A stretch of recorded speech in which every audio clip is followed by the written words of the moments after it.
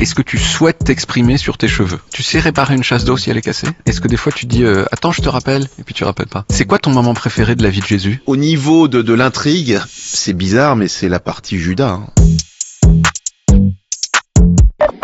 Fabrice Eboué, t'es né en 1977? C'est ça. La même année qu'Emmanuel Macron, mais c'est un hasard, probablement. C'est un hasard, on est dans la même école, donc on aurait pu se croiser.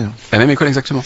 Ouais, la Providence, ça va bien. Et tu l'as pas croisé en revanche? Non, je l'ai pas croisé parce que j'avais un an de retard, il avait un an d'avance.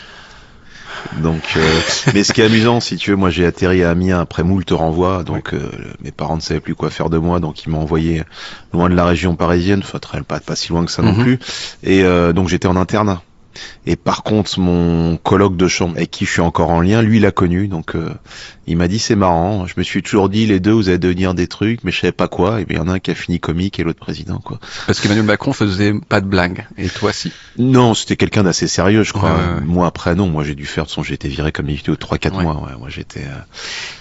Est-ce que tes parents, ils se sont dit, tiens, faisons Fabrice, ou alors est-ce qu'ils ont remarqué que Fabrice avait commencé à se faire, et ils se sont dit, bon, gardons Fabrice? Ah non, mais t'as raison de poser cette question, ça doit jouer sur une existence, je pense. Hein. Mais venant d'une famille catholique, je pense que de toute façon, il n'y a pas de décision, ça va, ça vient. Oui. Moi, j'ai ce paradoxe-là, c'est famille catho, mais père gynéco. Et c'est assez extraordinaire parce que le catholicisme l'emporte. Oui. On se dirait la science, peut-être, le vagin. Il y a la transcendance du... C'est pas parce que papa est gynéco qu'on parlera de vagin à la maison. Donc voilà, mais après on est 4 enfants. Les vagins, c'est le travail. Ouais, c'est exactement ça, c'est le chantier. Et puis on rentre et on fait la prière avant de manger. Tu faisais la prière avant de manger, le bénédicité? Ouais, bien sûr. Tu l'as fait jusqu'à quel âge? Tu le fais au départ parce que c'est la tradition à la maison, tu le fais ensuite parce que faut le faire. Et puis un jour, tu dis bon, tu le fais plus vraiment, quoi. Mais je pense que j'ai été très vite rebelle, donc j'ai dû arrêter vers 16 ans, quelque chose comme ça. Et genre tout le monde faisait à table et toi tu faisais... Ouais, voilà, Non, je l'ai jamais joué vraiment, genre bande de cons, quoi. Je disais j'attends que ça passe, quoi. Ouais. Est-ce que ça t'arrive de le refaire quelquefois et d'avoir ce type de petite... Ou alors chez quelqu'un d'autre, tu vois? Ouais, non, j'ai plus trop de lien avec la prière, etc. Moi, le seul truc que je dis quand t'as une éducation catho, t'as beau dire aujourd'hui, bon, je me suis un peu détaché de ça, tu gardes la superstition. Oui. C'est vachement bien fait, quoi. T'es programmé malgré tout et tu fais un truc qui va de travers par rapport à ton enseignement religieux. Oui. T'as un petit regard vers le haut, en disant je suis quand même peut-être surveillé. Et c'est pas pour une raison de morale universelle, c'est parce que c'est la religion catholique en fait. Ouais, c'est parce que t'as ce truc au-dessus de la tête, c'est pas une histoire de morale ou autre, c'est marrant comme t'as la culpabilité en fait, parce que c'est ça la religion catholique, c'est quand même beaucoup alors il y a le pardon dont on parle beaucoup, mais t'as aussi la culpabilité judéo-chrétienne dont on parle parfois, ou catholique en tout cas, et cette culpabilité catholique, elle est assez forte. Hein. Moi je sais que parfois, je fais tomber un truc par terre, tu vois. Je dis si je ramasse pas, c'est pas bien, il peut m'arriver quelque chose. Tu vois, il y a toujours cette chape de plomb. En fait, c'est bien de ramasser les trucs. C'est ça. Donc, mais alors, si ça c'est encore présent à ton esprit aujourd'hui, à l'époque où t'étais totalement dedans à l'enfance, ça devait être extrêmement fort. Mais tu ne t'en rends pas compte. Ouais. Mais c'est là où c'est fantastique, puisque bon, effectivement, on te met tout ça en tête, et pour toi, c'est la norme. Pour moi, le curé, c'était quelqu'un d'important. Bon, comme quand t'es enfant, de toute façon, même le policier, c'est quelqu'un d'important, même le pompier, tout uniforme est important. Mais le curé, il avait vraiment une autorité pour moi. Moi, j'ai tout fait, hein, j'ai tous mes diplômes, du baptême, enfant de cœur, je les ai tous. Donc, j'étais vraiment dedans. Les écoles privées catho au départ, quand ils voulaient encore de moi. Donc, tout ça, j'ai fait. Non, t'es sur des rails sans t'en rendre compte. T'es content de t'appeler Fabrice? Alors, tu sais, c'est amusant parce que Fabrice Lucchini s'appelle à la base Robert. C'est son vrai prénom. Et lui ne voulait pas s'appeler Robert parce que c'était pas de sa génération, c'était celle d'avant. Donc il a pris Fabrice, qui était super à la mode à son époque. Donc tu te doutes bien que moi je devrais décaler aussi normalement. M'appeler Kevin et dire non, j'ai arrêté Fabrice, c'était trop Kevin, c'est peut-être trop de génération de sauter. Kevin, ça a été cool pendant 25 minutes vraiment. Donc ça a été très rapide, c'était très rapide. Quoi, tu vois, le temps d'un sketch d'Elysée Moon, il me semble. Et ensuite ça s'est envolé. Mais je m'en fous globalement. Hein. Bon, pour moi c'est une appellation comme une autre. Hein. Il faut bien que je réponde à quelque chose. Mais non, c'est pas le prénom que j'aurais choisi pour moi-même. Voilà. T'aurais choisi quoi? Ah, c'est intéressant. Qu'est-ce que j'aurais choisi? Non, mais quitte à être vieille France, mais ça fait pas monument mort de 14-18, tu vois ce que je veux dire. Oui. Donc quitte à être vieux, j'aurais pris un prénom, peut-être André, Louis, tu Léon. vois. Ça, voilà, ça, Ouais. D'ailleurs le cycle qu'on est en train de vivre. Tu Oui, sais que les bah, prénoms à la mode d'aujourd'hui, bien sûr, des petits bobos, c'est ça. c'est ceux des prénoms des monuments morts de 14-18. C'est pour ça que j'ai été très soulagé qu'ils annoncent que en 2030 la guerre reprenait avec la Russie, parce que ce sera encore les mêmes prénoms, ils auront à peine besoin de changer les monuments. Gratter un peu, ça ira très bien. Ouais.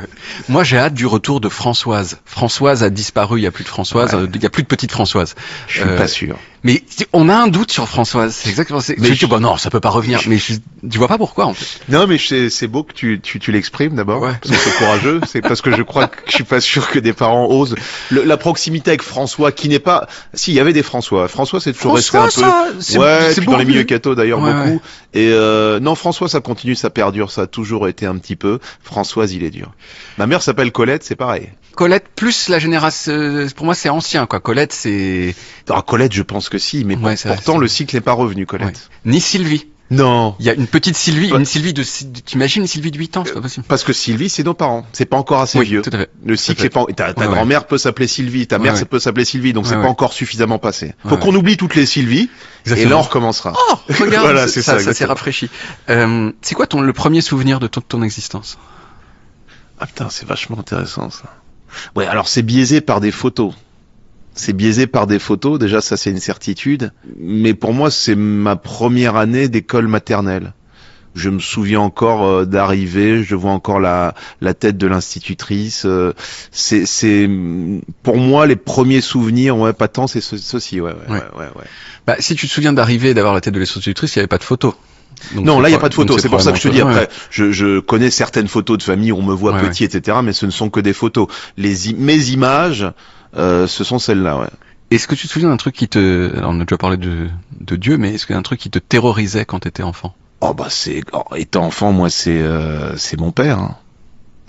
Alors pas tous les jours, je veux dire, c'est pas je voyais mon père tout d'un coup hurler, mais non, c'est à partir du moment où par exemple j'avais des notes qui étaient pas à la hauteur, savoir que je devais affronter mon père avec ça, c'était très compliqué. Ouais. Tu te souviens d'une fois où tu as dû l'affronter dans ce genre de circonstances? C'est un truc qui s'est passé et qui t'a marqué? Une fois j'avais un bulletin horrible, m'aider la 6e si tu veux, pour te dire à quel point il me terrorisait. Tu sais, j'avais mis le bulletin, j'avais attendu qu'il soit à 22h, 23h, je l'avais mis par terre dans le couloir, j'étais parti me coucher. Très courageux. On peut mais moi j'ai détesté cette période où il faut revenir avec le carnet de notes, et je trouve que, je sais pas si t'as des enfants toi, mais les enfants aujourd'hui reçoivent tout de toute façon. Le bulletin tu l'as via École en direct, qui est l'application, donc ils ont plus ce truc de courage de messager, en fait, de dire voilà, je vous présente le travail du trimestre, je suis une grosse merde. T'as plus ça aujourd'hui. C'était un moment où alors et tu n'as plus non plus la possibilité de falsifier les notes comme je le faisais. Alors c'était grossièrement fait, je pense que mes parents n'étaient pas dupes, mais bon, ils se disaient le pauvre, c'est déjà suffisamment nul comme ça, mais non, on n'a plus cette possibilité. Tant mieux d'ailleurs, parce que mon fils, je lui souhaiterais pas d'arriver en face de moi avec un bulletin, parce que je suis obligé de rejouer maintenant la partition de mon père et faire semblant que j'ai été nickel à l'école. Et c'est marrant parce que tout le monde ment, même ma propre mère qui a souffert de ma piètre scolarité fait croire à mon fils que voilà, ton père lui était nickel. On est obligé de jouer ce rôle de menteur. Oui, parce que s'il n'y a pas le modèle, tu dis mais attends, excuse-moi, pourquoi je ferais pas comme toi en fait? Mais c'est ça, s'il y a rien, c'est compliqué. Moi, je lui interdis de voir mes spectacles parce que je révèle certaines choses de mon passé scolaire, tout ça, c'est pas possible, quoi. Mais des choses qui te terrorisaient dans le genre, je sais pas, moi, les insectes, l'obscurité, des méchants qui vont venir te découper. Moi, j'habitais vers le bois de Vincennes, et je devais traverser le bois pour aller à l'école. C'est vrai qu'aujourd'hui, les gamins, tu les laisses plus aller à l'école. Si tu es avec les chaînes d'infos, un enlèvement, ça fait 6 mois en boucle dans 12 chaînes d'infos différentes. T'as l'impression que le gamin a été enlevé 72 fois en tout. Enfin bon, donc maintenant, t'es très prudent. Et moi, je devais traverser le bois de Vincennes très tôt, très jeune, vers 8-9 ans. Et en hiver, il faisait nuit très vite. Et je me rappelle qu'effectivement, c'était un petit peu mon angoisse. Cette portion de bois, c'était pas grand-chose, hein, c'était 200 mètres, mais il fallait que je le traverse pour continuer après le bus. Et c'était vraiment, j'avais une angoisse dans le bois. Je pouvais pas rester seul très longtemps. T'as déjà couru? Je courais souvent. Je courais très souvent. Tu dis non, mais ça va, y a pas de problème, y a pas de... un oiseau, une branche qui craque, ça courait très vite, Est-ce que t'avais, à cette époque-là, dans ton enfance, un rapport fort avec le Cameroun ou pas? Oui et non. J'y étais très tard et pourtant quasiment, je dirais, allez, un dimanche sur deux, j'avais toute ma famille qui débarquait. Alors soit ceux qui vivaient en région parisienne, la partie camerounaise, soit ceux qui venaient, qui faisaient des allers-retours au pays. Donc je connaissais bien tout ça sans y avoir été et j'étais très proche de tout ça sans y avoir été. Après j'y suis allé, mais au départ non, je peux pas dire que c'est pour ça que je te dis entre les deux. Voilà. Ouais. C'était pas extrêmement présent dans ta vie, mais il y avait des gens oui, voilà, qui étaient là régulièrement. Je savais ce que c'était concret pour moi en tout cas. Tu te souviens d'une blague ou de quelque chose qui te faisait rire, genre tu sais les rires de l'enfance, tu te dis mais c'est génialement drôle. Ouais.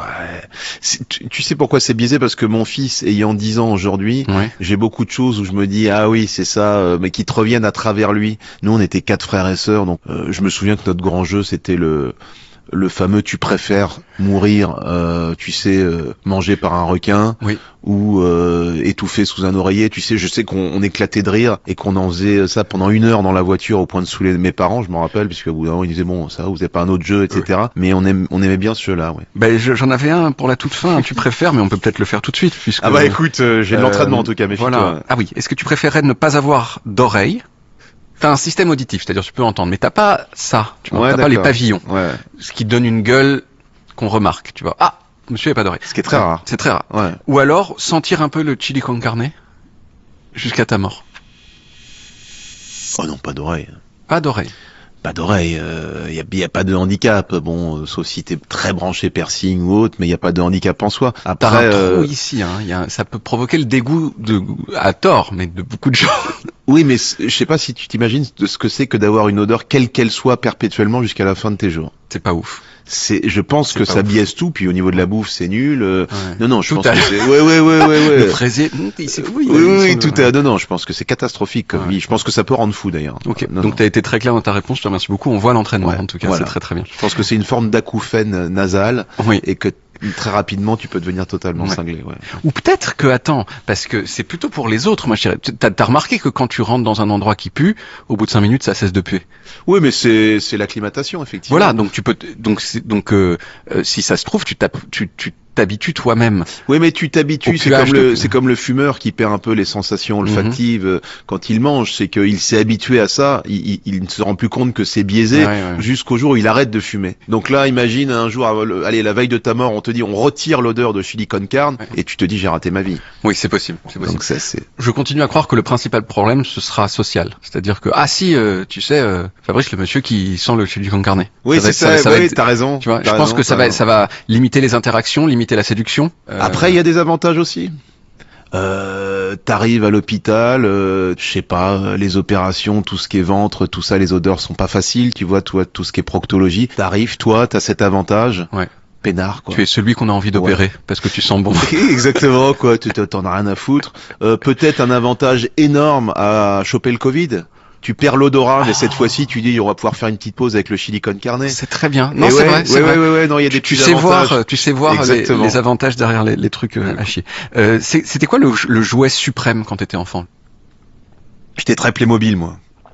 J'étais très Playmobil et je sais qu'avec mon grand frère, on aimait bien faire des bagarres de chevaliers et tout ça. Ouais. Le problème, c'est quand t'as des Playmobil, tu as tendance à perdre les petites épées. Tout ça, et ça devenait des trésors, parce qu'à l'époque, tes parents, ils t'en achètent pas tous les jours. Ouais. Mais quand t'avais le Playmobil chevalier, qui était déjà un trésor en soi, il avait une épée. Quand tu le paumais, que t'en avais eu 2-3, on cherchait, et on fabriquait des petits bâtons qui pouvaient, parce que tu sais, dans les Playmobil, ça doit se clipper dans la main. Oui. Donc tout ne marche pas. Donc après, on essayait d'en fabriquer nous-mêmes, mais le trésor, c'était vraiment l'épée Playmobil, qui pouvait même se perdre entre les rainures du parquet. Donc voilà. Et oui, et c'est cette joie du fait qu'elle va exactement dans la main et ça clipse. Exactement. Et ça. Donc il y avait cette joie de dire ça s'imbrique, ça marche. T'as été musclore un peu? Ouais, j'ai été musclore. Les jouets musclore? Ouais, les maîtres de l'univers. Alors j'ai peut-être eu musclore. J'ai eu Skeletor, je crois. J'ai eu Skeletor, mais j'ai été évidemment plus ce dessin animé. Ouais. Dessin animé formidable, si vous avez l'occasion, regardez-le à nouveau sur YouTube, je crois qu'il y a des épisodes. Je détiens la force toute puissante. un dessin animé Musclor est fait avec 3 images qui passent en boucle. c'est assez formidable. C'était pas cher. Ouais. Par la force des maîtres de l'univers, il se transforme 3 fois évidemment. C'est la même image qui est remise à chaque fois. Donc c'était une conception très peu onéreuse effectivement. Et il avait un tigre, tu te souviens? Bien sûr. Il avait un tigre qui était un tigre un peu peureux et comme ça. Ouais. Et en fait, il le shootait avec son épée et ça devenait une espèce de drogue de la violence. En fait. Ouais, il y a du dopage. Oui, il y avait du dopage chez les tigres à ce moment-là. C'est une sorte au départ, t'as un mec tout timide, voilà, effectivement, et puis un peu de testo, ça devient un combattant de MMA, c'est exactement ça. À quel point est-ce que t'étais amoureux de Dorothée? Pas du tout. J'ai jamais eu de coup de cœur. Alors, grand respect à Dorothée, mais j'ai pas eu de coup de cœur amoureux pour Dorothée. Ouais. Ce qui est différent avec moi, mes premiers émois à ce moment-là, pour rester dans la même veine, je parlerais plus des séries AB Productions. Mallory Nataf. Alors celle qui a fini dans la misère, il me semble que et qui a fait le fameux tour sur elle-même dans une émission pour enfants où on a vu qu'elle n'avait rien sous sa Oui, effectivement. Le miel et les abeilles.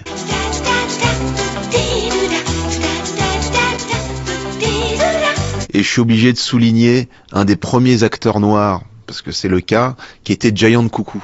Dans cette série, je sais pas si tu te souviens, qui était à la fois, alors on dit plus nain, mais de petite taille et noir. Et c'était un des premiers qu'on voyait à la télé de manière récurrente dans une série. Et t'as un souvenir spécifique de moment qui t'a ému dans les séries AB Productions? Non, mais moi j'ai très vite été un peu dans un truc un peu ironique, mais je sais pas si tu te souviens quand même que dans Hélène et les garçons, qui est un programme du mercredi après-midi, quand je ne sais pas ce qui s'est passé, ils ont été à bout de scénario, il y avait plus d'idées, Cri-Cri d'amour, qui était l'amoureux d'Hélène.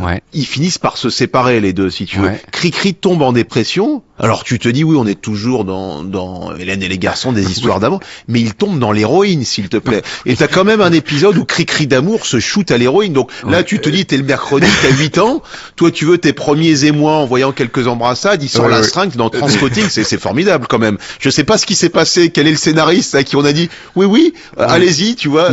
Même aujourd'hui, n'importe quelle série sur une plateforme classique, tu dis héroïne, c'est un peu glauque ton truc. Là, le mec a dû dire allons-y, quoi. Je sais pas s'ils étaient tous camés. Mais... Et l'Arcom devait être moins pointilleuse. Il devait y avoir ça, quoi.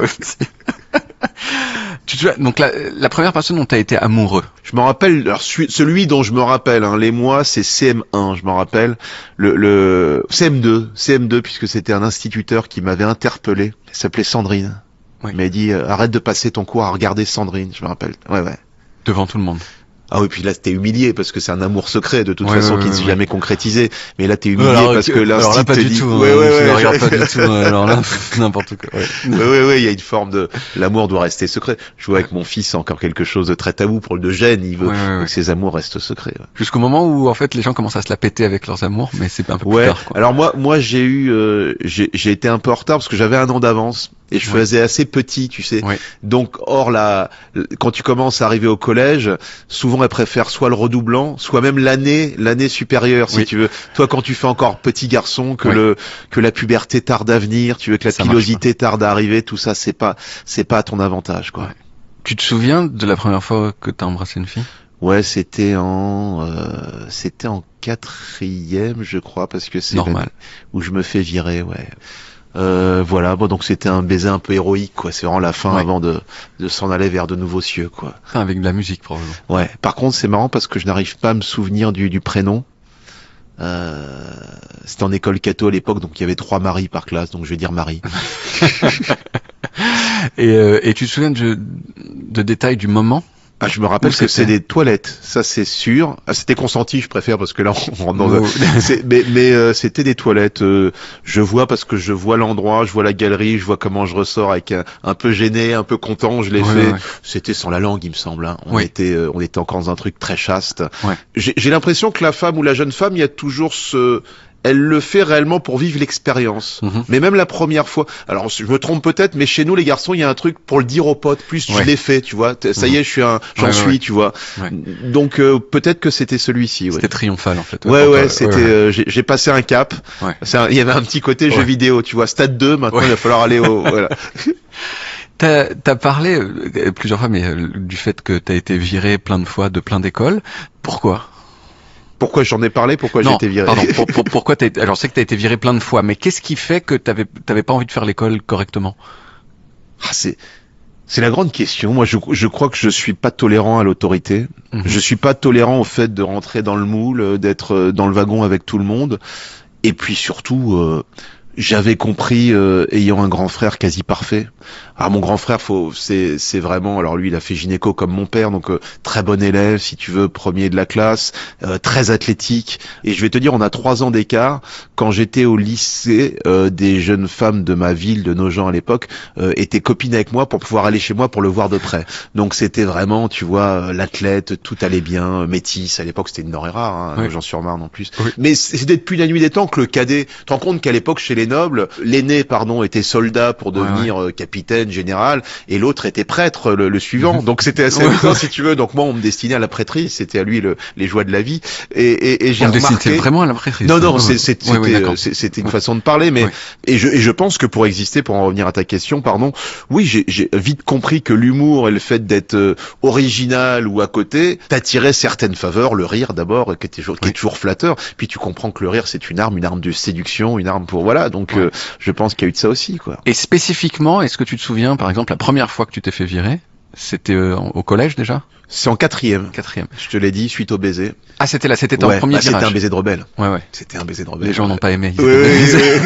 C'est le baiser. Non, c'est pas le baiser qui t'a fait Non, pas du tout. Non, d'accord. Est-ce que tu te souviens spécifiquement, qu'est-ce qui t'a fait sortir de la voie et suffisamment pour que les gens ils disent écoutez, j'en ai rien à foutre, il se casse. Mais c'est un peu toujours la même chose, moi, mes renvois. Alors, outre quelques actes un peu comme avoir introduit des souris dans une école pour foutre un peu la pagaille, des trucs un peu potages, tu vois, c'était toujours le renvoi de il a l'art de foutre la zizanie dans la classe sans qu'on s'en rende réellement compte, tu vois. C'est un regard, c'est je défie le prof à ce moment-là. Il disait c'est toujours le moment où on aimerait qu'il y ait une autorité parfaite et lui il est là pour mettre le grain de sable. Et donc c'est ça qui a fait que à chaque fois je me faisais virer, et parfois même des profs me viraient, on disait on est obligé, mais on sent qu'il y a un truc malfaisant que tu mets dans la classe, quoi. Voilà. Une sorte de poison.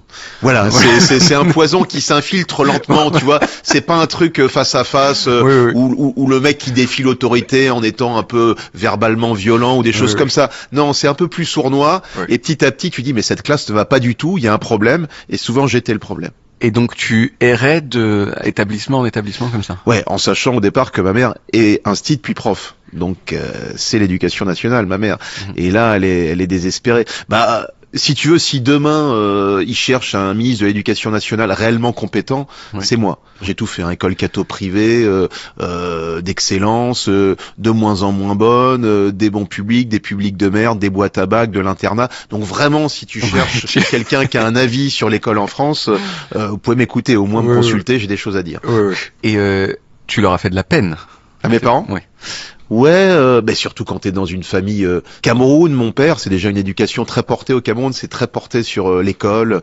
Tu sais que c'est une ancienne colonie allemande, donc il y a vraiment, ça marche vraiment à la baguette là-bas, surtout à cette époque-là. Et mon père est élevé chez les jésuites au Cameroun, donc et lui a toujours eu c'est particulier les jésuites, il a toujours eu cette éducation jésuitique qu'il a ramené avec lui. C'est strict, mais avec la connaissance ultra importante, quoi. C'est très très très important. C'est ça les jésuites. Si tu veux. La connaissance est hyper importante, et c'est les coups de bâton sur les doigts par contre pour que la faire rentrer dans le crâne. Et je dis toujours, ce genre d'éducation, soit ça marche, ce qui a été le cas avec mon frère et ma sœur, qu'on finit gynécologue comme mon père, les rails. Rends-toi compte que mon aîné, mon père est gynéco, ma mère est prof. Il est gynéco, sa femme est prof. Donc tu te dis en termes d'éducation pour un père ou une mère, parfait. C'est la perfection. C'est la perfection. J'ai reproduit, quoi. Je me suis reproduit, tu vois. Là, ça prend tout son sens, quoi. Et donc, ma sœur est gynéco aussi. Moi, je suis entre les deux. Après, il y en a un autre, mais moi, je suis entre les deux. Et l'autre troisième est gynéco. Non. Dans la resto, le dernier. Et donc, je pense que moi, ce genre d'éducation, soit ça marche parfaitement, tu te reproduis, soit tu casses les gens.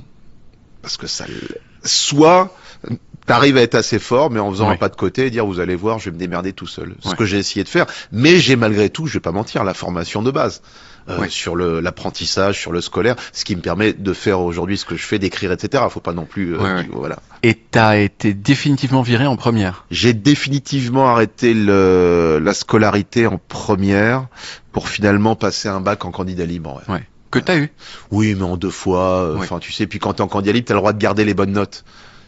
Bon, c'est pour ça, je veux pas passer pour un mec qui a fait tout lui-même et qui dit non, tu peux le passer en 10 ans, ton bac, tu gardes une note à chaque fois parce que tu te concentres sur une matière, ça va aller. Cette année, c'est le sport. Ouais, voilà, exactement. Ton frère, t'avais une petite jalousie envers lui parce que t'as dit qu'on passait par toi pour aller le voir et que non, grande complicité avec mon frère, pas de jalousie, mais je crois que c'est après que j'analyse tout ça. Ouais. C'est pas quelque chose que j'ai vécu, c'est quelque chose que j'ai analysé par la suite. Ouais. Me dire pourquoi ce caractère, pourquoi cette envie de se faire remarquer, pourquoi je veux qu'on me regarde mais autrement que par le classique de l'école. Voilà, non, c'est après que j'ai analysé ça comme ça. Ouais. Parce qu'il y avait à la fois la discipline de l'école, mais il y avait les disciplines de l'église et t'as été toi t'étais impliqué dans l'église. Ouais. Tu chantais. J'étais enfant de chœur, non, j'ai jamais chanté, Dieu merci. Et en tant qu'enfant de chœur, t'as fait aussi des petites bêtises à l'église ou pas? Non, parce que enfant de chœur, généralement, t'arrivais, alors j'ai fait du catéchisme, etc., mais enfant de chœur, t'arrivais le dimanche, et puis tu mettais ton aube, et puis tu servais la messe aux côtés du prêtre, quoi. Ouais. Je l'ai fait un petit peu. C'est quoi ton moment préféré de la vie de Jésus? De la vie de Jésus? Ouais. Ah, c'est intéressant, ça. Je me suis jamais posé cette question, quoi.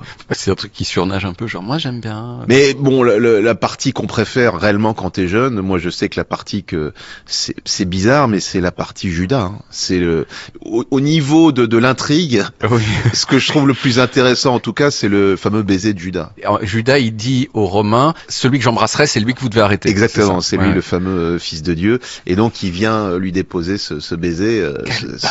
Ah oui, c'est pour ça qu'on aime ça. C'est la pire des trahisons, c'est le baiser pour te dire voilà. Ouais. C'est un peu moi en quatrième qui mon baiser le renvoie derrière. C'était peut-être même la façon. Le baiser de Judas. Donc t'as passé ton bac en candidat. T'as une petite anecdote de bac sympa ou pas? C'est vraiment pas des choses qui m'ont marqué, moi, le bac, tout ça. J'y allais vraiment tellement par devoir et non, sur le bac. Après, j'ai un BTS, j'ai un BTS tourisme, attention. Que je passe parce que je sais pas quoi faire. Je fais 2 ans de fac, une année d'histoire comme ma mère, une année de sociaux. Le problème, c'est que je fais tout ça à Créteil. Et à Créteil, il y a un truc qui me passionne beaucoup plus, c'est le tribunal juste en face. Donc, je passe mes journées à faire le correctionnel et les cours d'assises où je chope ma passion pour tout ce qui est faits divers, etc. Donc, tu assistais aux audiences, en public. Ouais, j'étais dans le public. Il y a même des procureurs qui se demandaient si c'était mon métier. Enfin, voilà. Et après, je passe BTS tourisme parce que c'est juste en bas de chez moi. Je dis pourquoi pas. Et je l'ai eu parce que j'ai eu une chance inouïe. Les langues sont importantes en BTS tourisme. Il y avait de l'allemand avec l'anglais pour moi. Et l'allemand, le jour de l'examen, tu sais, ils te lisent un texte et puis après t'as des questions et je ne comprends rien au texte, mais rien. Et il se passe cet imbroglio, c'est au moment où j'arrive pour être interrogé par l'examinateur, c'est ma prof de l'année avec qui je me suis super bien entendu, la seule. Et je m'assieds et je lui dis, parlons d'autre chose que du texte, c'est bon, on a compris, puis on parle en allemand, puis là, ça s'est bien passé. Ouais. Et je l'ai eu grâce à ça parce que je l'ai eu de justesse. En fait, elle a mis une note à ta personnalité plutôt qu'à tes capacités en allemand. Exactement, en fait. Voilà, exactement. Et attends, BTS tourisme, t'as appris quoi en BTS tourisme? T'as appris des choses qui sont restées dans ta tête? Ma seule belle expérience professionnelle qui me fait dire que si j'avais pas fait ce métier, j'aurais peut-être fait celui dont je vais te parler. On devait faire un stage en été. Et moi, j'ai fait un stage de guide, puisque guide, moi j'avais une formation aussi histoire de l'art, guide touristique, etc. Et j'atterris en stage dans une grotte, dans le sud-ouest de la France, à côté de Foix, la grotte de Lombrive. Alors c'est pas Lascaux, je te le dis tout de suite, il y a pas grand chose. C'est essentiellement des stalagmites, ça monte, stalactites, ça descend, tu connais le truc. On analyse un peu la roche, puis t'as des petites anecdotes sur ce qui s'est passé dans cette grotte. Et donc j'étais payé au pourboire, c'était mon stage. Je commence, au début t'as une semaine pour t'imprégner, écouter les visites, puis après on te lance avec un premier groupe. Et ça se passe correctement. J'ai bien retenu la leçon, sauf que la leçon ne paye pas en termes de pourboire. Je m'aperçois que c'est pas super, quoi. J'avais déjà commencé le one man show. Et petit à petit, je rajoute un peu de vanne. Et là, je commence à sentir que ça paye. Et là, tu comprends ce que les gens viennent chercher, du divertissement. Ils en ont rien à foutre que ce soit une grotte, finalement, un spectacle. Les gens viennent se divertir. Et plus ça allait, plus je rajoutais de la vanne, plus je rajoutais ensuite des anecdotes dans la grotte qui n'avaient jamais existé. Tu vois, t'es là, c'est ici que Napoléon s'est caché après Waterloo. Rien à foutre, tu vois. Mais les gens avaient passé un bon moment. Je me suis toujours dit, voilà ce que c'est un bon prof, par exemple. C'est pas celui qui te fait un cours très théologique, très didactique, chiant, tu vois. C'est celui qui arrive à étayer avec un peu de divertissement, un peu de vanne de temps en temps, parce que tu dis, oh, il est sympa, on a envie de l'écouter. Oui. Et finalement, bon, bah, j'ai appris ça au moins, voilà. Il vaut mieux pas qu'il dise des choses fausses, le prof. Non, évidemment. S'il commence à dire, 3 x 2 font 7, bon, bah, après, pour la suite. Et tout le monde éclate de rire. Voilà, mais bon, pour la grotte de Lombrive, les gens, pour ce que tu retiens d'une visite de grotte, au final, une fois que t'as retenu les stalactites, ça monte, les stalagmites, non, pardon, oh là là, stalagmites montent, les stalactites descendent. Et se rejoignent au bout d'un moment, non? Ouais, tout à fait, pour faire parfois des colonnes. Oh, c'est très beau. Putain, on n'a même pas parlé du fait si t'étais cool ou pas. Au collège, quel était ton niveau de cool? C'est une question très importante, ça. Non, j'étais pas cool. Je les voyais, moi, les types cool au collège. Je te dis, il y avait parfois un an de retard, une classe redoublée. Il y avait du Sweet Compagnie de Californie à l'époque. Moi, j'étais en plein là-dedans. Il y avait de la doudoune pour les plus cool. Chevignon, qui ressort là, sans manche. Togs Unlimited. Ouais, avec le canard. Toi, quand t'étais pas cool, t'avais un pigeon. C'était raté. Bon, voilà. Il y a eu la mode Scott après. Exactement. Les blousons. Ouais, il y avait les Scott. Et ça allait avec un jean déjà un petit peu large et des Vans. Les Vans. C'est eux qui étaient cool. Ouais. Je me rappelle, ils étaient très très cool. Eux, moi, j'étais pas du tout habillé comme ça. J'avais ce paradoxe, c'est que mon père exigeait encore qu'on s'habille correctement. J'ai mis des jeans, je crois, à partir de 20 ans. Tellement j'avais pris le pli de ne pas mettre de jeans, tu vois, etc. Donc j'étais pas le mec cool. J'étais le mec parfois même bizarre au moment, parce que j'avais toujours mes inventions pour foutre un peu la pagaille, etc. Donc j'avais un petit groupe qui me suivait. J'étais plus Raël que Jésus. C'était tu vois un petit groupe très restreint, mais très dévoué. Mais ça a pas donné une religion, tu vois ce que je veux dire. Donc voilà. Tu t'es pas fait bolosser? Non, dans les écoles que j'ai fréquentées au départ, quoique quand je les rends c'est pas vrai que ça existe dans toutes les écoles en réalité. Non, j'ai jamais été le. T'as jamais été bolossé et tu n'as jamais été méchant toi avec des gens? Alors moi j'ai toujours eu par contre le goût du bon mot. Alors c'est toujours pareil, mais quand t'as le goût de la vanne, tu sais ce que c'est, tu n'y résistes pas. Ouais. Si elle doit arriver à ce moment-là, elle arrive. Donc j'étais pas le mec qui va s'acharner sur quelqu'un, mais là, s'il m'est arrivé d'avoir la vanne facile ou j'ai envie de la sortir à ce moment-là, et ça j'ai jamais résisté de ma vie. Donc je vais pas jouer le saint, mais j'étais pas quelqu'un qui harcèle ou quoi que ce soit. T'as pu briser des gens, mais bon, c'était... Mais disons que... Non, je vois tout à fait ça. Ensuite, petit boulot après la grotte de Lombrive. Alors ça va aller très vite au niveau des boulots me concernant, puisque moi je démarre le café théâtre très vite en 98, donc j'ai 21 ans. Donc au niveau des boulots, ça va très vite. J'ai 3 semaines à Disney. À l'hôtel Disney. J'ai bossé là-bas en tant que voiturier bagagiste. Il y en avait plusieurs des hôtels à Disney. Ouais, j'étais aux 5 étoiles. Ah, le tout rose là? Ouais. Il y avait l'hôtel Davy Croquette qui fait 3 étoiles, je crois. Et il y avait le Santa Fe. Oui, le Santa Fe. Ouais, je vois que comment ça se fait? Ben, je suis allé à Disneyland quand j'avais 11 ans et puis j'ai fait genre, ah d'accord, c'est ça l'échelle du cool. Oui, il y avait une hiérarchie. Le Santa Fe, t'étais pas, c'est comme le Davy Croquette. Il y avait pas grand chose. Moi, j'ai été aux 5 étoiles. Bon, à l'époque, c'était essentiellement des gens, beaucoup des pays du Golfe, qui débarquaient, voilà. Il y avait parfois des vedettes. Mais bon, l'avantage quand t'es voiturier bagagiste là-bas, c'est que t'as ton salaire Disney, qui est pas mirobolant, mais il y a le pourboire en plus. Et moi, j'ai connu, ça a été très intéressant, le mois où j'ai bossé là-bas, la guerre du pourboire, qui est fantastique. D'abord, tu repères quels sont les pays qui donnent plus ou moins d'argent. Et quand t'arrives, on te file un peu les ficelles. Tout ce qui est Europe du Sud te fait pas chier, ça paye pas. Les Français, ça paye pas, attends pas. Et ils te disent ce qui paye, c'est les Anglo-Saxons, les Allemands, les Américains, ça paye bien, on te le dit tout de suite. Et évidemment, c'est la grande bagarre du Saoudien. Dès que les Saoudiens arrivaient, tu jouais des coudes ou tu trafiquais parce que c'était très établi pour personne ne double qui que ce soit. Alors au départ, les gros morceaux étaient réservés aux plus anciens pour pas qu'il y ait de conneries de fête, tu vois. Et donc les Saoudiens, c'est l'époque où il y avait encore beaucoup d'argent liquide, ils sortaient, t'avais toujours un mec avec une valise derrière et je te jure, à peine t'ouvrais la porte, un billet pouvait tomber. Donc les Saoudiens, c'était tu vois ce moment que les crocodiles attendent toute l'année. Je crois que c'est dans le Serengeti, ce parc. Il y a un moment dans l'année où le grand troupeau de gnous doit traverser. Et c'est le festin des crocodiles et il faut pas se rater. Le Saoudien, c'était pareil. C'est le moment où il fallait pas se rater. Il n'y en a pas tant que ça, mais quand ils arrivent, tu sais que ça va payer, que ça va tomber de rue et voilà. Donc, j'ai été viré au bout d'un mois. Qu'est-ce que t'as fait, putain? Interverti des bagages. Ah. D'un gros client. Et puis je l'ai fait, je crois, 2 fois, une fois de plus. Bah, c'était pas ma passion. Foutre des bagages dans la chambre, dans la voiture. Mais je connais des mecs, vraiment, ils mettaient, tu vois, ils mettaient l'argent de côté parce que le pourboire c'est en cash, ça pouvait rapporter rapidement. Hein, donc moi, j'arrivais pas. Je me donnais du cash, je dépensais le soir, machin. Et je me rappellerai très bien parce que le manager, hein, j'étais aux États-Unis, on dit pas un responsable, c'est un manager là-bas, m'a convoqué, m'a dit on va pas te garder, mais à Disney, on a l'esprit d'équipe et ils m'ont proposé le train fantôme. Et bon, et c'est très rare, comme je disais, qu'un mec descend du train fantôme, disait on a eu vachement peur, tiens 2 €. Non, il y avait pas de pourboire là, donc je me suis dit là, je vais m'arrêter là. Voilà. Et c'était pour le conduire? Non, c'était pas pour le conduire. C'est, tu sais, quand t'as Disney, tu as les gens qui arrivent, tu mesures 1m30, alors t'as pas le droit. N'oubliez pas de mettre votre ceinture, machin. Pour ceux qui sont dans les coupes-fils, t'accueilles un peu plus chaleureusement parce qu'ils ont payé plus. Bon, voilà, mais non, l'accueil au train fantôme. L'accueil au train fantôme. Parce que je me suis trouvé dans ces attractions qui faisaient peur, où t'as toujours tu sais, quelqu'un qui, c'est son travail, et donc il s'en branle en fait, et donc il est là. Puis il est secoué par le manège, mais ça lui fait ni peur ni rien, machin. Puis c'est la routine de son existence, sauf qu'il est ballotté des mêmes mouvements. Donc je pensais que t'étais genre conducteur du train fantôme. Maintenant, je crois qu'il n'y a même plus de conducteur. Hein, non, ça doit être la ligne 14. Ouais, exactement. C'est la ligne 14 du métro. C'est la ligne 14 du métro. Il y a, à mon avis, il y a d'ailleurs des lignes de métro ou de RER à certaines heures qui font plus peur que le train fantôme. Que le train fantôme, complètement. T'as fait du rap aussi? Hélas, oui. Pourquoi hélas? Oh bah parce qu'il y a on a tous des souvenirs douloureux, ça en fait partie. Mais j'étais obligé, c'est l'époque, je me cherchais au niveau identitaire, hein, c'est la mode d'en parler, donc voilà, donc je cherchais le contact de gens qui me ressemblaient, et puis c'est l'époque où quand t'étais un peu basané, il était de bon ton de rapper, donc j'en ai écouté beaucoup, c'est surtout ça. Et ayant grandi dans une banlieue plutôt privilégiée à Nogent-sur-Marne, j'écoutais malgré tout du rap du ghetto de Los Angeles, donc je voulais ressembler à ça.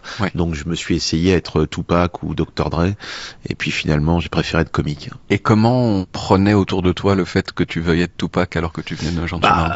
Mon père, gynéco, camerounais, élevé chez les jésuites, tu te doutes bien que Tupac, c'est un peu loin de ses bases, quoi. Qu'est-ce monsieur Tupac? Oui, c'est exactement ça, quoi. Il me disait même le rap rend bête. Il me disait tout est fait pour vous rendre idiot dans le rap. Au-delà des paroles, il me disait cette caisse claire, répétitive, débile, machin, etc., ça rend bête. Et c'est marrant, comme les choses sont bien faites. L'autre jour, mon fils écoutait un morceau de rap et je lui disais, à part te rendre con, ce morceau, je vois pas à quoi ça va servir.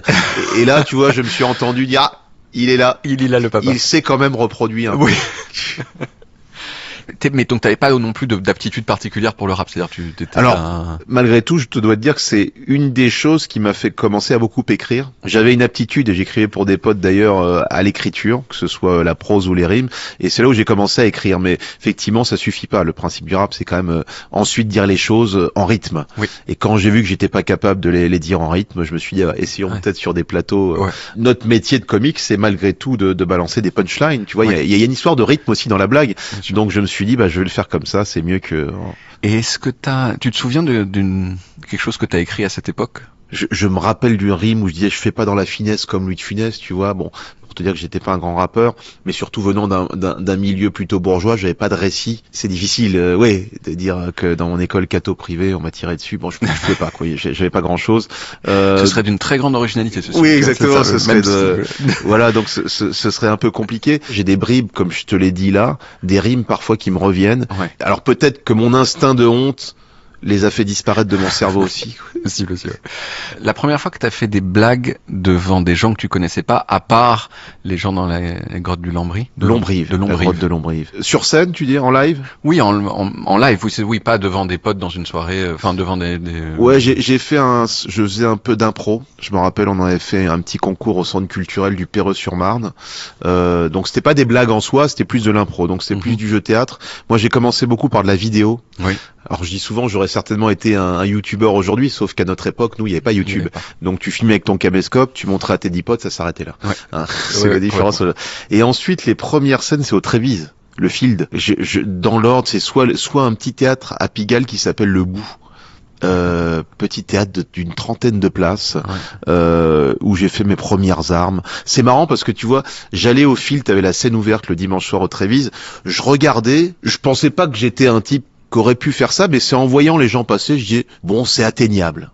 Si lui le fait là, puis je sais pas si t'as connu cette époque toi là, c'était bien différent que des comedy clubs aujourd'hui où les gens arrivent, ils essayent, ça marche pas. À l'époque, c'était tu jouais ton sketch, il y avait un orchestre sur le côté. Si ça marchait pas trop, ils commençaient à jouer un peu de guitare. puis la batterie venait se rajouter, et quand c'est devenu un vrai bide, il jouait très fort et tu sortais de scène.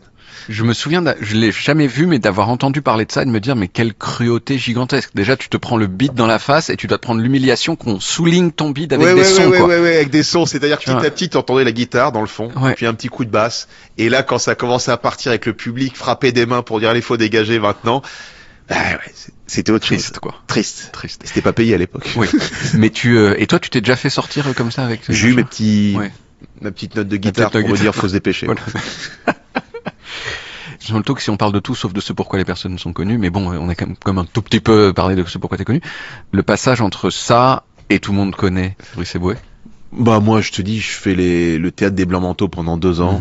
Globalement, je démarre à 8 personnes, je finis à 8 personnes en tant qu'au nombre de spectateurs. Le collaborateur de Jamel de l'époque est dans la salle et lance les premières aventures du Jamel Comedy Club. Même si nous, on a déjà lancé un autre truc qui s'appelle Bar de Rire en plateau avec déjà Thomas, etc. Et puis, c'est à partir de là que les choses vont se préciser. Ouais. C'est pile poil l'époque où on dit dans le milieu de l'humour qu'il y a eu énormément de choses qui ont été copiées. C'est beaucoup ce moment-là qui revient. Le moment du début du stand-up en France. Toi, t'as vécu des moments comme ça où c'était ok de copier des Américains? Je vais te faire un peu comme dans les sectes, tout ça, on savait. On ne disait rien, mais on savait ce qui se passait. On savait qui le faisait, on le savait très bien. Qu'est-ce que tu veux que je te dise? C'est vrai qu'après sont arrivés les YouTube, les machins, donc tout ça a été rapidement démasqué. Mais on savait, on savait qui, on connaissait les professionnels de la chose.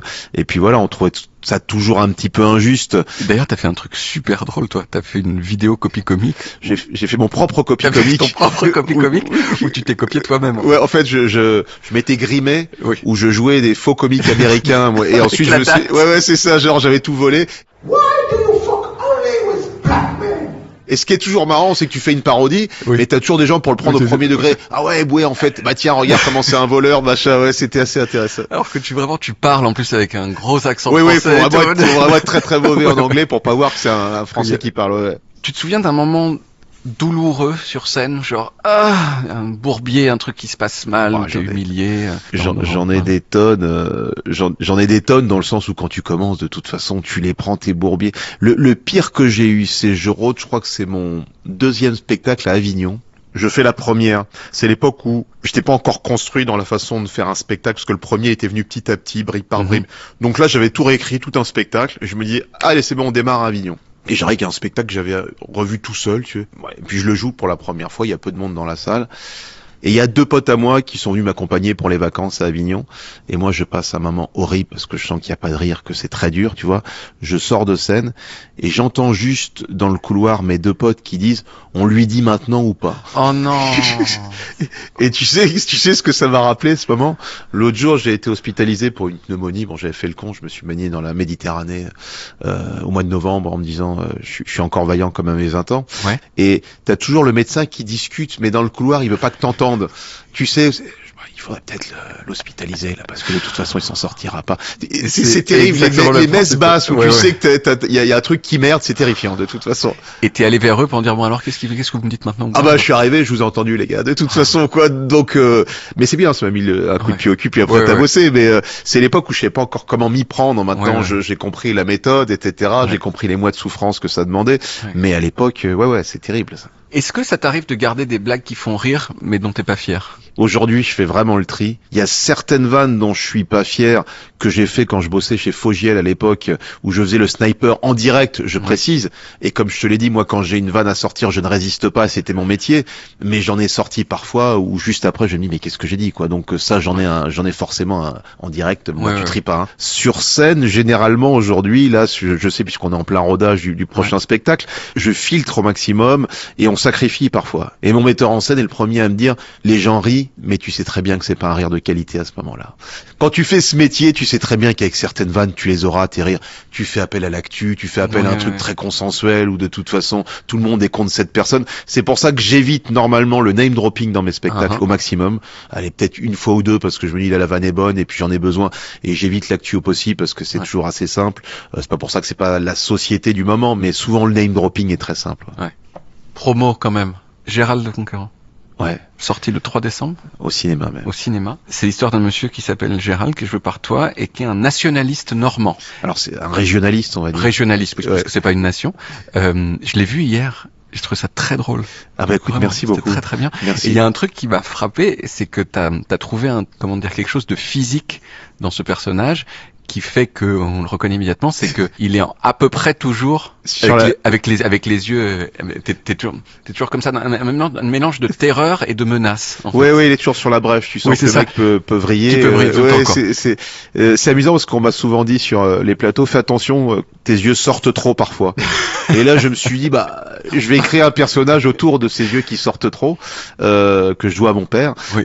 Donc voilà, je les ai utilisés pour créer le personnage et pour donner cette impression de type qui peut basculer, ce qu'il va faire dans le film, hein, mais qu'à tout moment. Ouais. Tu te souviens comment t'as trouvé ça? T'as travaillé ou tu t'es dit, tu savais déjà en l'écrivant qu'il aurait... Non, c'est la première fois justement que je demande à mon metteur en scène de spectacle de venir, parce que lui, il a vraiment l'œil pour ça, et c'est comme ça qu'on l'a créé petit à petit. On a mis du temps, on a quand même bien mis 2-3 jours sur le tournage avant de dire, bon, ça y est, on voit comment il va parler, un peu plus bourru, avec cet œil un peu qui est perdu et qui à des moments se fige.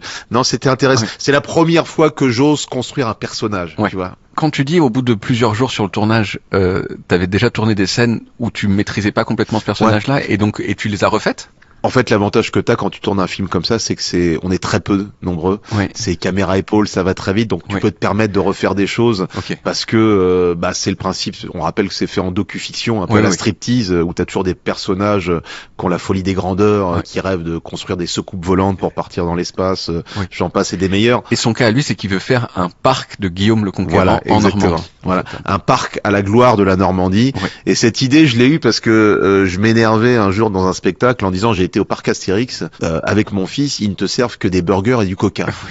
Au parc Astérix, moi je veux de la cervoise, je veux du sanglier, je veux jouer le jeu jusqu'au bout, tu vois. Et donc ce mec-là veut faire un parc à la gloire de la Normandie. Il a même des canons à eau pour qu'il puisse pleuvoir dans le parc régulièrement. Donc petit à petit, on a construit le truc autour de ça, et on l'a fait en docu-fiction parce que je voulais que ça ressemble vraiment à quelque chose de réel, de documentaire, où on filme un type qui va vriller petit à petit.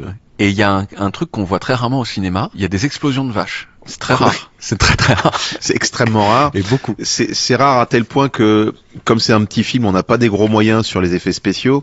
On s'est pris la tête pour le faire. Et à un moment, on se dit, le mec qui fait les effets spéciaux, écoute, on va essayer avec l'IA. Et donc on donne à l'IA une image de vache, puis on lui dit, fais exploser la vache, qu'on voit ce que ça donne. L'IA a refusé. Il a dit, ce n'est pas moi. C'est pas respectueux des vaches. Ouais, exactement. Il est pas programmé pour faire sauter des vaches. Voilà. Ok, donc vous avez dû faire un truc en CGI. Je pense que c'est pour tous les animaux. Je pense pas Ah, les canards, d'accord. Et par ailleurs, ton 5e spectacle, Solitude. Avec un S au fond, à la fin. Tout plein, partout, pratiquement partout, tout le temps. Écoute.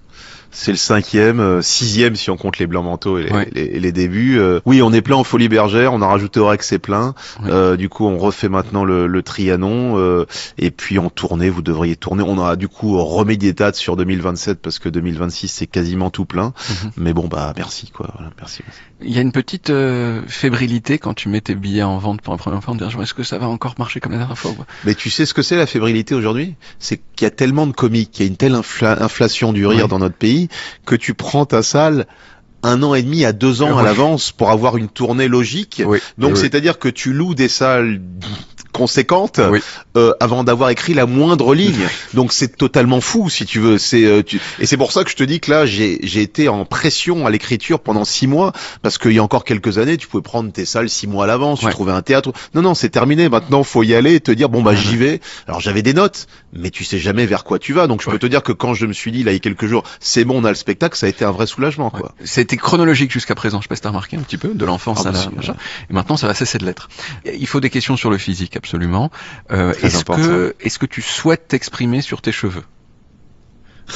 Hier, on m'a posé une question, on m'a dit qu'est-ce que tu aimerais dire à ta coupe de cheveux? J'ai trouvé c'est voisin. C'est voisin. Et là, est-ce que je souhaite m'exprimer sur mes cheveux? Écoute, je le fais dans le spectacle. J'ai mes certains doutes concernant cette coupe de cheveux. Je dis que ce sera peut-être le dernier spectacle avec cette coupe de cheveux. Est-ce que maintenant ma carrière y résistera? C'est une vraie question. C'est un débat que j'ai très souvent parce que moi je pense que ma carrière scénique prendrait un coup. si je me rase la tête. Il y a des gens qui disent donc ta seule arme comique c'est tes cheveux. Je dis non, j'ai un personnage qui va avec une coupe de cheveux. Puis je crois que je vieillis avec mon public maintenant. Donc ils veulent pas un coup de tondeuse, ils veulent que ça tombe petit à petit. Ils veulent voir cette déchéance. Hein. Tu te souviens du moment où t'as dit ah tiens, il me semble que j'en ai un petit peu moins qu'avant où ça commence à tomber. Si tu regardes les premières images du Jamel Comedy Club, j'ai encore une belle afro dont j'étais très fier, mais je savais que j'étais condamné. À quoi tu l'as su? Mon père a été... j'ai les photos du mariage avec ma mère, il a une 30aine d'années, c'est déjà fichu. Mon grand frère a été touché plus précocement que moi, je savais. Donc, le cheveu... Mon petit frère a tenté une folie, il était rasta. Avec des locks jusqu'au voilà, donc il s'est fait avoir aussi. Il s'est fait avoir aussi. D'accord. Il s'est fait avoir aussi, donc je savais que c'était de toute façon toute famille a des pièges génétiques. Moi, c'était celui-ci. Ouais. C'était difficile. Il y a une petite douleur de la perte de cheveux, ou alors t'as une fatalité de laquelle tu t'es accommodé? Non, mais comme je te dis, j'ai laissé, tu vois, je les laisse partir doucement. Ouais. C'est pas une rupture amoureuse où on se dit au revoir et que c'est fini, tu vois. C'est petit à petit. C'est une lente agonie. Ouais, voilà, à laquelle t'assistes avec. C'est ça. Ouais, peut-être que c'est ce qu'il faut faire dans les histoires d'amour. Ouais. Se dire bon, écoute, maintenant on se voit juste une fois par semaine, puis une fois par mois. Ce serait peut-être moins douloureux de faire ça. Qu'est-ce que tu penses globalement de ton visage? Écoute, qu'est-ce que je pense de mon visage? Alors t'es comme moi, il y a la barbe. Hein. Il y a la barbe, je ne me supporte pas. C'est marrant, je suis pas du tout sur l'apparence, mais sans la barbe, j'ai du mal maintenant. Ouais. Alors est-ce que c'est une habitude? J'ai pas de goitre, hein. On n'est pas dans le pélican du tout, mais j'ai une belle jawline. Ouais, alors je vais pas chez le barbier. Tu vas chez le barbier, toi? Non, maintenant j'ai acheté une tondeuse très chère. Ouais. Mais qui coûte beaucoup moins cher que d'aller chez le barbier tout le temps, et donc ça marche très bien. Il y a l'IA dedans? J'espère. En tout cas, ça marche très bien. Tu sais, c'est allemand. Ah si c'est allemand, c'est fiable. Ouais, c'est carré. Ouais. Si tu veux, j'ai pas de complexe sur mon visage, ça c'est une certitude. J'ai conscience que c'est pas le plus beau visage qui a été fait dans l'histoire. Pas j'acquiesce, non. J'acquiesce sur ton avis sur ton propre visage. Je mettrais dans une moyenne, hein, voilà, dans Monsieur, Madame, tout le monde. C'est vrai que petit, j'avais cet avantage que le métissage était encore récent en France. Hein, on était encore une denrée rare, comme je dis. Donc il y avait ce petit avantage de dire, ah bah dis donc, il est mignon. Passer ça, non, je crois que je suis dans une norme crasse. Hein, voilà. Bon. C'est quoi la chose la plus méchante qu'on t'ait dite sur ton physique? Mais parce que je pense que les gens qui retiennent ça, c'est que déjà qu'il y a un petit... Moi, j'ai pas le truc où je vais dire mais la chose la plus méchante qu'on m'ait dite sur mon physique, disons, c'est... En fait, les choses qui vont te faire du mal, c'est quand tu vas rentrer dans la comparaison. Quand une meuf va te dire ah ouais, mon ex, j'aimais bien ce qu'il avait un cul. Tout d'un coup, toi, tu vas te dire, tu te vois dans la glace, tu sais que cette petite bedaine et ce cul qui tombe, comme je dis, ce petit chien debout, hein. Et c'est là où tu te dis ah bon, et c'est marrant, hein. C'est effectivement ça qui va. Mais avant, on te le dit, c'est un pote te dit, putain, t'as le cul plat en ce moment, t'as rien à foutre, quoi. Mais là, tout d'un coup, parce qu'on te le dit, tu vas commencer à te vérifier. Mais c'est là où c'est très pernicieux, c'est très dommageable, hein, quand surtout dans le couple. Tu sais que le moindre petit truc dit dans le couple peut te déstabiliser énormément, surtout si t'es dans une triangulation, une comparaison avec quelqu'un d'autre. Avec un ex. Ah oui, voilà, ça c'est la ravage. Qu'est-ce que tu penses de ta voix? Alors ma voix me fait chier, alors particulièrement en promo. Je sais pas si toi tu connais ça. Oui, un petit peu. Au moment où tu as ta voix dans ta tête, c'est-à-dire que tu t'entends parler et tu finis par t'agacer. Je me dis toujours comment font les politiciens, ces gens-là. C'est ça toute l'année. Au bout d'un moment, moi, à la fin de la promo, c'est quand t'as fait une semaine non-stop sur un film, un spectacle, je peux plus m'entendre, quoi. Oui, c'est exactement ça. C'est-à-dire, mais ferme ta gueule, en fait. Et l'autre problème que j'ai avec ma voix, c'est que moi, j'ai les cordes vocales un peu fragiles. Et c'est chiant parce que quand tu sais en spectacle que tu dois faire gaffe, parfois t'es trop dans la surveillance et tu peux pas te lâcher totalement. Et parfois, ça me fait un peu chier. Fragile des cordes vocales, fragile des poumons, pneumonie quand même. Beaucoup de fragilité. Un homme fragile. Un homme fragile. Un homme de son époque, peut-être, tout simplement. Rubrique choses que tu sais faire. Est-ce que tu sais danser bien? Oh là. Catastrophique. Pas bien. Ok. Catastrophique. Et je trouve que c'était une des plus grandes tares de la vie. De pas savoir danser. Ah, je trouve ça catastrophique. C'est peut-être la même chose qui faisait que t'arrivais pas à bien rapper. C'est très lié. Alors évidemment, il y a le sens du rythme qui intervient, première chose, et encore, je suis encore en plus très peu souple des hanches. Oui. Donc deux choses qui sont éliminatoires évidemment pour la danse. Et je vais te dire, j'étais au Cap-Vert au mariage d'un de mes meilleurs amis cet été, et là-bas les gens, il y a cette culture où les gens dansaient très bien. J'avais mon grand frère qui était là, qui danse aussi mal que moi. Et en le regardant, j'ai pris cette décision. J'ai dit, je ne danserai plus de ma vie. Je ne veux plus salir la danse. Et j'ai compris que j'étais moche quand je dansais. J'ai la chance de me débrouiller un petit peu au niveau du verbe, tu vois. Donc je me suis dit que ma danse, elle était là. Mais c'est une tare parce que je trouve que même la rencontre en boîte de nuit, quand tu sais danser, elle est plus simple, elle est plus instinctive, elle est plus humaine. Aller danser après, c'est vachement intéressant dans la séduction là. Tu vois, une fois de plus, on en revient. Pourquoi tu te faisais virer? Pourquoi tu faisais le con? Pourquoi? Parce que je ne savais pas danser. Mais c'est terrible, hein. Non, c'est important de savoir danser. Moi, je fais tout pour que mon fils danse correctement. Alors, et je pense que ça a un lien aussi avec le lâcher prise. Et je pense que toute la partie intello d'un cerveau qui s'arrête pas de fonctionner t'empêche de lâcher prise. Mais même quand t'es tout seul. Même quand je suis tout seul. Ouais. Moi, je suis très fatigué de mon cerveau, très fatigué d'être en train de prendre des notes tout le temps. Non, c'est épuisant, c'est assez épuisant. Je préférerais mettre une danse des canards et de me lâcher totalement, tu vois. T'arrives pas à faire ce truc où ton fémur, tu fais ça avec ta hanche, genre où tu casses le bassin, qui est un truc central un petit peu de la danse. Ouais. J'ai senti que je m'attendais pas à cette question très technique. Je parce que tu me prends dans les détails. Tu me prends un peu par surprise. Là, je m'attendais pas à la question sur le fémur et les articulations. Je vais l'essayer chez moi tout à l'heure. Là, on est assis, c'est un peu compliqué. C'est le truc de la samba où tu dois faire ou des trucs beaucoup de danse. Ça consiste. Il y a un moment ou un autre, il faut que ça puisse sortir. Oui, je comprends. Ce serait génétique. Ah, je ne pense pas. Je pense que que ce soit genre non, ton fémur il est bloqué. Oui, j'ai un fémur qui. Ah, peut-être. Il faudrait peut-être que je consulte parce que ça m'enlèverait une tare si tu veux. Sûr. Si c'est comme les HPI, les machins, on peut mettre des initiales. Non, mon fémur il déboîte pas. Ouais. Voilà, je suis désolé. NBLF, ne bouge pas le fémur, ou tu as un truc comme ça. Voilà, tu vois, c'est. Il y a un sport où t'es très fort. Très fort. Alors attention, qu'est-ce qu'on appelle très fort? Largement au-dessus de la moyenne. Qu'est-ce qu'on appelle la moyenne? Non, alors il y a pas de sport où je suis très fort. Oui. J'ai été très bon au tennis jusqu'à l'âge de 12 ans. J'avais un niveau championnat de France. Voilà, c'était l'époque Yannick Noah en plus. Donc mon père nous a mis très tôt au tennis. 4-5 ans, j'étais sur les cours. Donc jusqu'à 12 ans, j'étais, je te dis, niveau français, j'étais assez bon. Donc t'as été classé même. À l'époque, le classement arrivait à partir de 13 ans, je crois, de mémoire. Mais c'était les championnats de France par équipe à Blois, pour ceux qui peut-être écouteront et connaissent cette époque. Mais après, évidemment, dans mon esprit rebelle, ce qui avait été instillé par le paternel, j'ai voulu dire je vais faire autre chose. Et grande erreur, je me suis mis au basket. Mais c'était l'époque où arrivaient les Michael Jordan, le 5 majeur, le tout premier. Et c'est là où je me suis mis au basket. La Dream Team. La Dream Team, voilà. 92. Barcelone. Voilà. Scottie Pippen, Karl Malone, Magic Johnson, Charles Barkley, Pat Ewing, Robinson. Putain, Robinson, le mec de la Navy, là. Exactement. Des San Antonio Spurs, Larry Bird, John Stockton. Et il y a cette polémique où c'est Shaquille O'Neal qui aurait dû être pris pour sa première année. Oui. Et c'est finalement Christian Laettner. Christian Laettner, que beaucoup de gens ont oublié. Complètement. Et là, le nom m'est revenu. Tout à fait. Christian Laettner, parce qu'il avait un nom d'Hollandais. Oui, voilà. Et certains avaient dit c'est du racisme.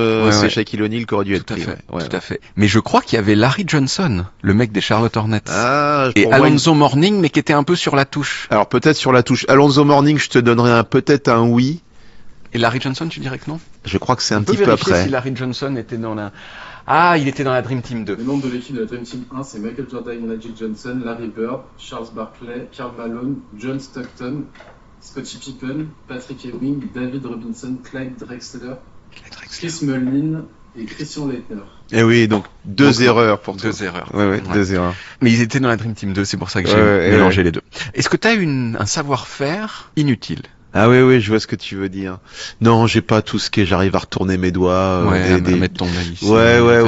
J'aimerais bien quand t'es à court d'idées dans un dîner pour impressionner les autres, c'est quand même vachement utile. Tout à fait. Ça fait toujours son petit truc. Quoi. Bah oui, c'est passionnant.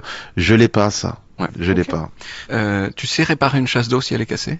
Alors tout ce qui va être manuel, c'est pas à moi qu'il faut demander. Voilà, c'est toujours pareil. Alors j'ai un cerveau qui mouline, mais pour des choses totalement futiles généralement. Pour tout ce qui est pratique et qui sert dans la vie, je ne sais pas le faire. Tu sais pas faire. Dans le désert, tu décèdes très rapidement. Oui, évidemment. Tout ce qui est survie, non, bien sûr. Ouais.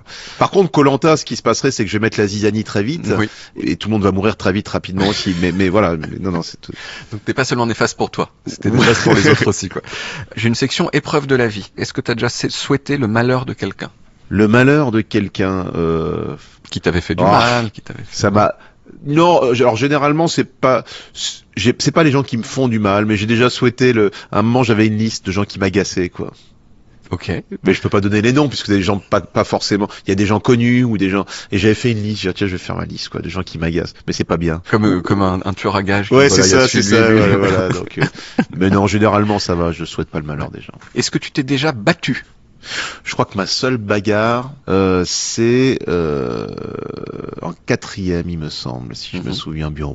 Bagarre de cours de récréation, voilà. C'est la seule fois, j'ai peu de souvenirs. Ça a dû être assez équilibré. Oui. Voilà. T'as ni gagné ni perdu. Ouais, voilà, comme des adolescents. Est-ce que tu t'es déjà pris un râteau frontal? Oui. Est-ce que tu veux sortir avec moi? Non. Une fois, c'est-à-dire quand le peu de temps que j'ai passé à l'internat à Amiens, j'ai été voir une fille qui m'a vraiment dégagé sur le champ, quoi. Donc ouais, tu vois.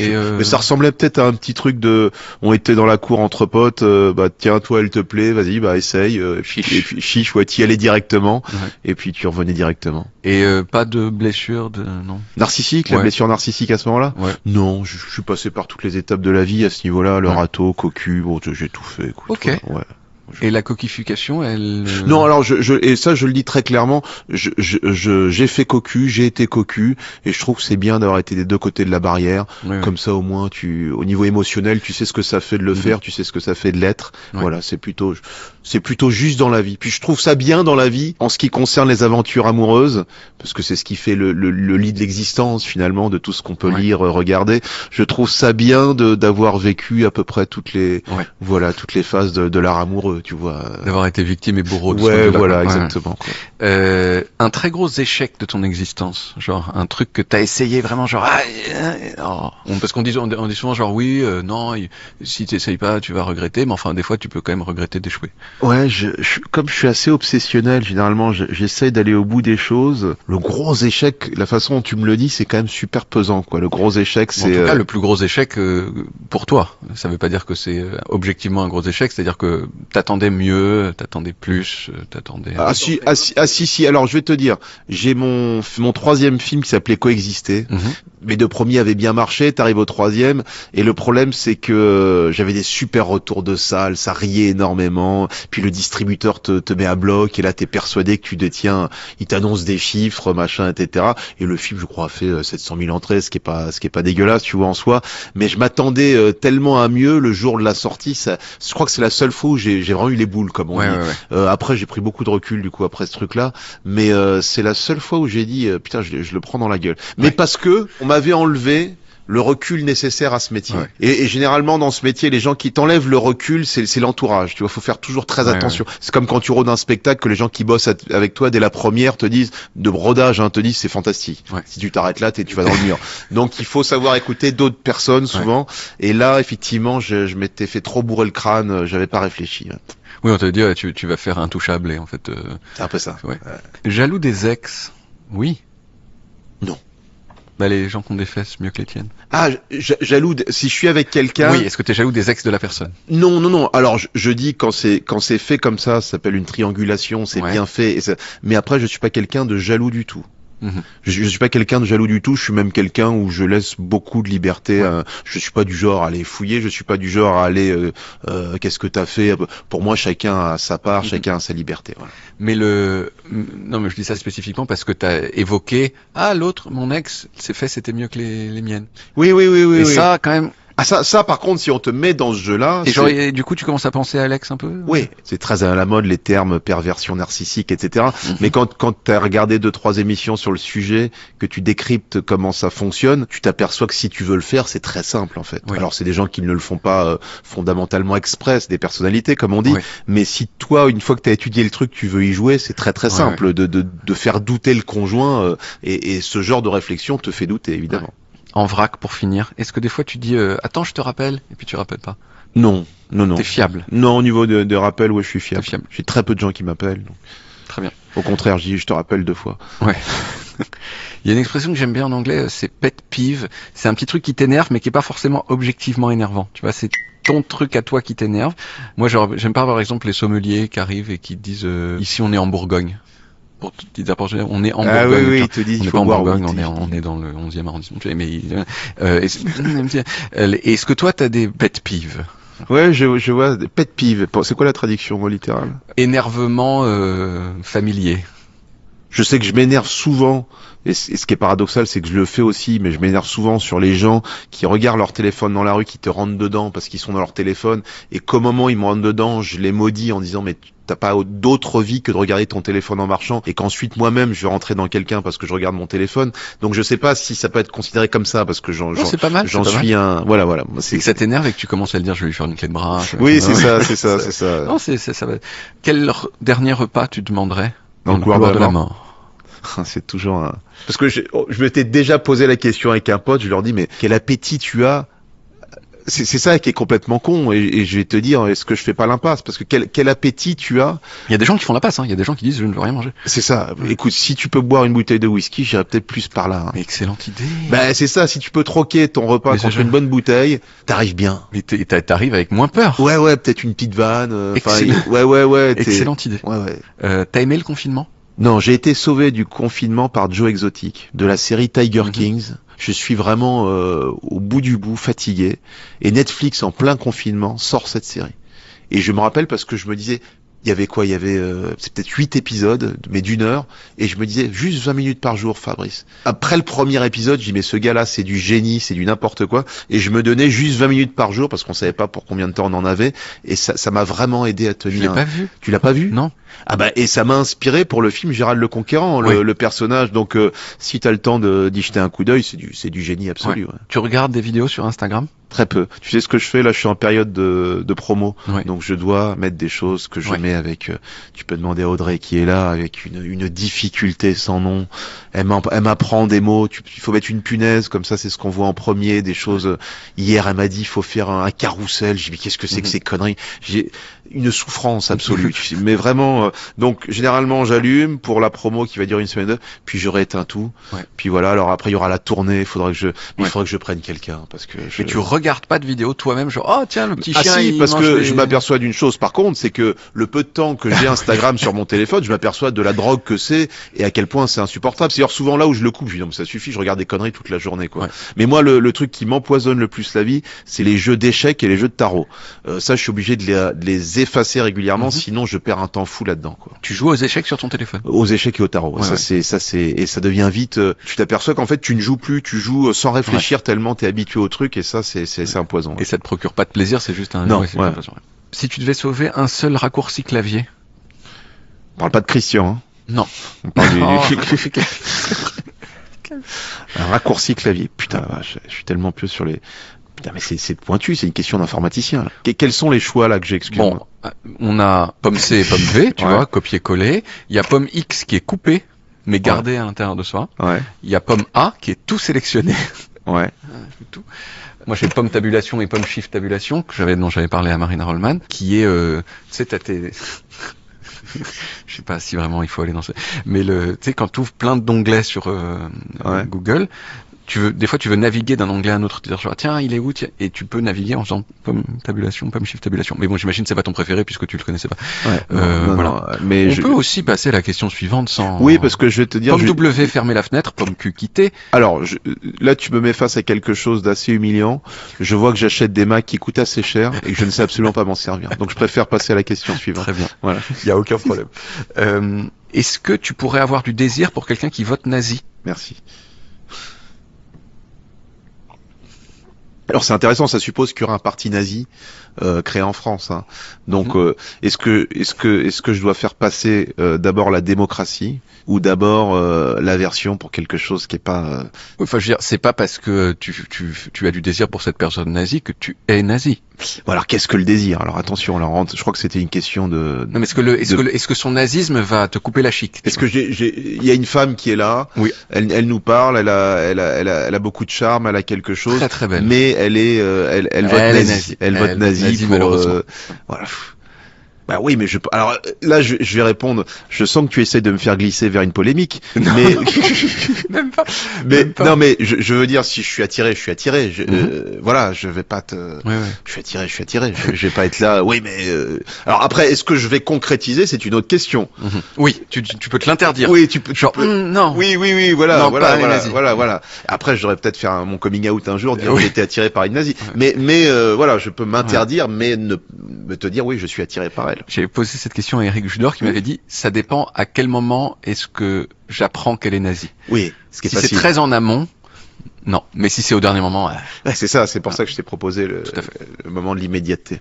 Il y a des choses fausses sur ta page Wikipédia ou pas? Alors, à un moment, je m'appelais Olivier Lejeune, qui était censé être mon vrai nom. Je ne sais pas si c'est toujours là.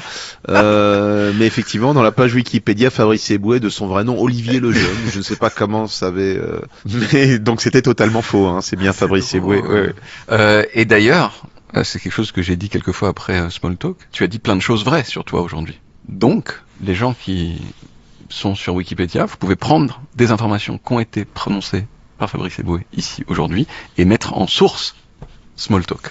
Et Wikipédia, donc, c'est monsieur, madame, tout le monde. Ouais. Quelqu'un qui choisit d'aller... Tout à fait. C'est crowdsourcé. N'importe qui peut y aller. Après, il y a des modérateurs qui vont dire Olivier Lejeune, c'est pas vrai. J'ai vérifié. Et donc, ils te strike ton truc. D'accord. Voilà. Mais là, quelqu'un peut dire Fabrice Eboué très attiré par les femmes nazies dans Wikipédia. Donc, matin. Bah, il peut dire ce qu'il veut et ensuite il va mettre une source et quelqu'un d'un peu sérieux va regarder la source et dit non, c'est pas du tout ça qu'il dit. D'accord. Et ça va être enlevé. Je pense pour les sujets très polémiques et les gens très très connus, ça reste très peu de temps les choses fausses. D'accord. Pour les gens peut-être un peu moins connus. Donc tu veux dire que pour Olivier Lejeune, j'étais pas encore assez connu et que ça a pu rester quelques mois. Voilà. Et maintenant c'est fini. Voilà. Merci beaucoup. Merci. Trop bien, c'était un plaisir. On s'est bien marré. Merci beaucoup. Merci à toi. Bon bah cet épisode il est fini. Va y avoir plein d'autres épisodes et si vous voulez être sûr d'en manquer aucun, eh bien cliquez sur le bouton qui permet de vous abonner à Smalltalk. Après je sais que s'abonner c'est un choix personnel, donc je vais pas vous forcer, mais si j'étais vous, je le ferais. C'est tout ce que je dis. À dans 2 semaines, parce que c'est tous les 15 jours. Ok?